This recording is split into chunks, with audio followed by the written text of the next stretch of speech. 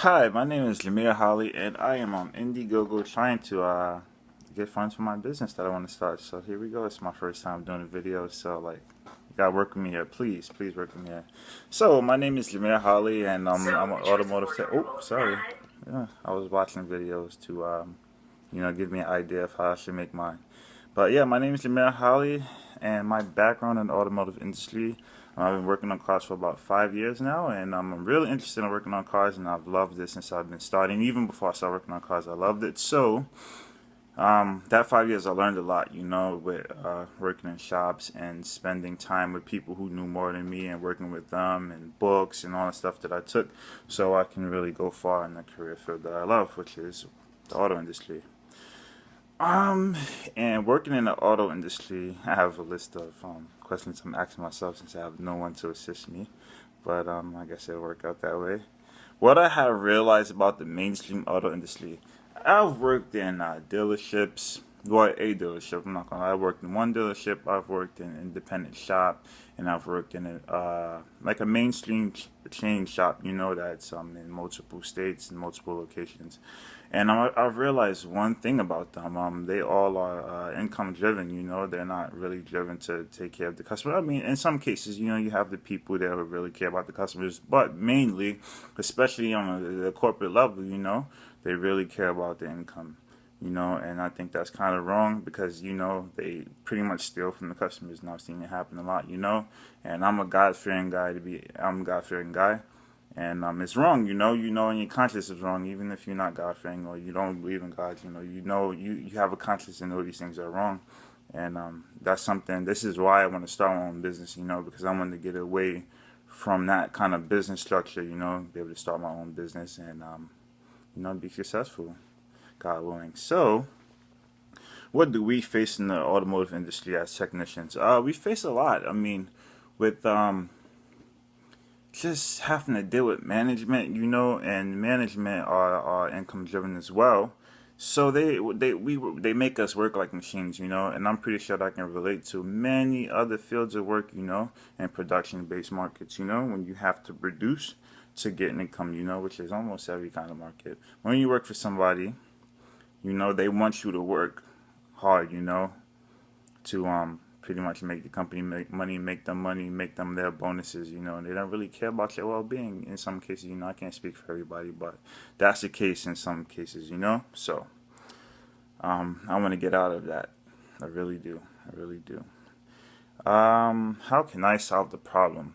Well, I'm really customer driven. I'm really customer driven. I really like to in mechanics usually it's structured as there's a mechanic, there's a service advisor, and there's a parts guy. And the service advisor is the one who deals with the customer, and the mechanic just deals with the car. Well, I like to deal with all aspects of the business, including the financial side, and I think I can do it. And I really like to take care of the customers. I like to see a smile on the customer's face. I like to really help the customers because they're really appreciative when you can help them out, and you don't see that when you're just a mechanic in a shop. You just say, okay, this is what's wrong with this car. I'm going to fix it. And we don't see the customer, we just see the car. And mechanics, some technicians, they don't care. They don't care, to in layman's terms. So I believe I can solve that problem by dealing with all aspects of the business. And if I keep it small, if I keep it a small business, which I'm planning on doing, I really don't want to go big because I see that as the business grows, the quality goes lower, for many reasons. So I want to keep the business small so I can deal with all aspects of the business and mostly keep the customer happy. Anyone knows, and everyone should know, if you're taking care of the customers and you give them a reasonable price, you shouldn't have any problem making any kind of income. You shouldn't have a problem, because they will come to you, and then they will bring their friends and their family to you, and you'll just get a lot of recommendations. A lot of people will come. So, I mean, just be honest. You be honest, and you do good work, and you know what you're talking about. You know what you're doing. If you don't know what you're doing, you just step away. Like, hey, you should send this to a dealership. I'm not capable of doing this, so I don't have the equipment to do it. Just be honest, and that's my plan on what I want to do.